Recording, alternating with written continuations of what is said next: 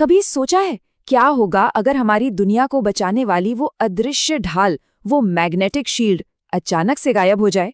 हमारी हरी भरी धरती मंगल की तरह एक लाल बंजर रेगिस्तान बन जाए। चलिए आज इसी चौंकाने वाले सवाल की तह तक चलते हैं। और हाँ, ये सवाल सिर्फ कोई साई-फाई फिल्म की कहानी नहीं है। ये एक ऐसी गंभीर वैज्ञानिक संभावना की पड़ताल है जो हमें ये एहसास दिलाती है कि हमारा ये ग्रह असल में कितना नाजुक है। तो चलिए एक पल के लिए मान लेते हैं कि ये हो चुका है। वो सुरक्षा कवच जो हमें सूरज से आने वाले खतरनाक कणों से बचाता है, वो अब है ही नहीं। इसके बाद जो होगा वो किसी तबाही से कम नहीं होगा। तो सवाल ये है कि ये सब शुरू कैसे होगा? चलिए जरा इसके पीछे के विज्ञान को समझते हैं। और इसकी शुरुआत होती है जियोडायनामो से, जो हमारे ग्रह की सुरक्षा का असली सोर्स है।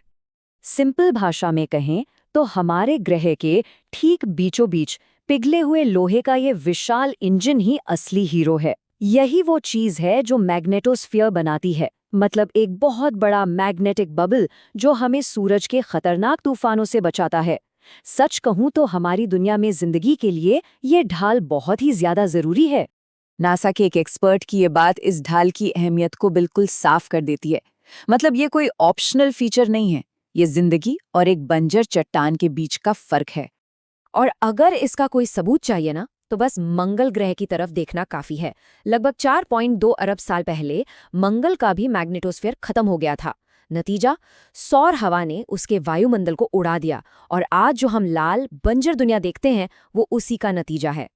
तो अब आते हैं तबाही के अगले फेज पर, पृथ्वी के वायुमंडल और पानी के सिस्टम का धीरे धीरे खत्म होना। ये एक तरह से एक खतरनाक चेन रिएक्शन जैसा होगा। सबसे पहले तो सौर हवा सीधे हमारे वायुमंडल से टकराएगी और उसे धीरे धीरे उड़ा ले जाएगी।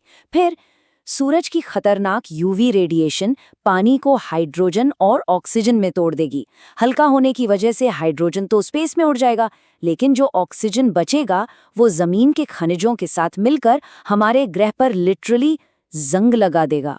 और इसका नतीजा क्या होगा? हमारी पृथ्वी का वायुमंडल हूबहू मंगल जैसा हो जाएगा, इतना पतला कि सतह पर पानी टिक ही नहीं पाएगा और लगभग पूरी तरह से कार्बन डाइऑक्साइड से भरा हुआ, जो जिंदगी के लिए जहर है।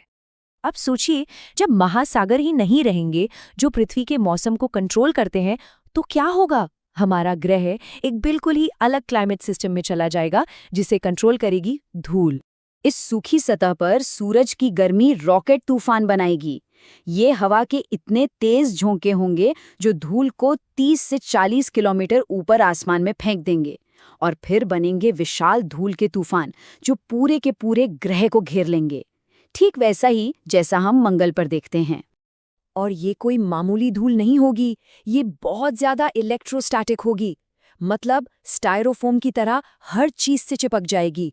ये किसी भी टेक्नोलॉजी या मशीन के लिए एक बहुत बड़ी मुसीबत होगी, क्योंकि ये मशीन के जोड़ों को जाम कर सकती है और खतरनाक बिजली के झटके भी पैदा कर सकती है। तो सवाल ये है कि ऐसी खतरनाक दुनिया में इंसान जिंदा कैसे रहेगा? चलिए पहले सॉल्यूशन पर नजर डालते हैं, यानी सतह पर ही जिंदा रहने के लिए इंजीनियरिंग का सहारा लेना। इसका एक बहुत अच्छा सॉल्यूशन हो सकता है रेजी शेल डोम। ये एक ऐसा डिज़ाइन है जो वहीं की रिसोर्सेज का इस्तेमाल करके एक प्रेशराइज्ड, सेफ माहौल बना सकता है। इसकी बनावट देखने में सिंपल है पर है बहुत असरदार। अंदर एक हवा भरा ब्लैडर दबाव बनाए रखता है। उसके चारों ओर 10 सेंटीमीटर पानी की एक लेयर होती है जो रेडिएशन से बचाती है, और सबसे बाहरी परत वहीं की मिट्टी और कुछ बाइंडर्स को मिलाकर एक मजबूत खोल की तरह पकाई जाती है। और हाँ, ये तरीका सच में बहुत काम का है। जैसा कि ये डेटा दिखा रहा है, वहीं की रेगोलिथ यानी धूल और चट्टानों की परत की सिर्फ 1 सेंटीमीटर मोटी लेयर भी खतरनाक सोलर रेडिएशन को 50% से ज्यादा कम कर सकती है। जिंदा रहने के लिए ये कमाल की टेक्नोलॉजी होगी। सतह पर बने ये डोम एक अच्छी शुरुआत तो है, लेकिन लंबे समय तक जिंदा रहने का सबसे टिकाऊ तरीका होगा सतह को पूरी तरह से छोड़कर जमीन के नीचे चले जाना। ऐसा क्यों? क्योंकि जमीन के नीचे हमें खतरनाक रेडिएशन से कुदरती सुरक्षा और एक स्टेबल तापमान मिलता है। अब ये सुनने में किसी साइंस फिक्शन फिल्म जैसा लग सकता है, पर हमें सब कुछ जीरो से शुरू नहीं करना होगा। आज भी दुनिया में शैडो सिटीज मौजूद हैं, जैसे हेलसिंकी में 200 किलोमीटर लंबा अंडरग्राउंड नेटवर्क है या मॉन्ट्रियल में 32 किलोमीटर का रेसो नेटवर्क। यहाँ तक कि तुर्की के प्राचीन शहर डेरिनकुयू ने तो ये साबित भी किया है कि 20,000 लोग जमीन के नीचे आराम से रह सकते थे।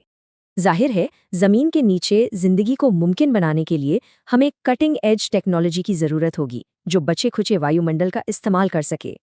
तो सांस लेने और पीने जैसी सबसे जरूरी चीजें कैसे होंगी? सांस लेने के लिए हम नासा के मॉक्सी डिवाइस के बड़े वर्जन्स का इस्तेमाल करेंगे, जो कार्बन डाइऑक्साइड को सीधे ऑक्सीजन में बदलता है।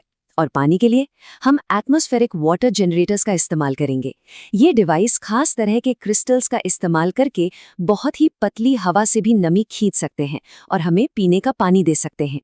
लेकिन सिर्फ जिंदा रहना ही काफी नहीं है ना? लगातार जमीन के नीचे रहने के जो बड़े साइकोलॉजिकल रिस्क हैं, उनसे निपटने के लिए हमें बायोफिलिक सरोगेट्स बनाने होंगे। मतलब खोई हुई बाहरी दुनिया की एक तरह से नकल करनी होगी।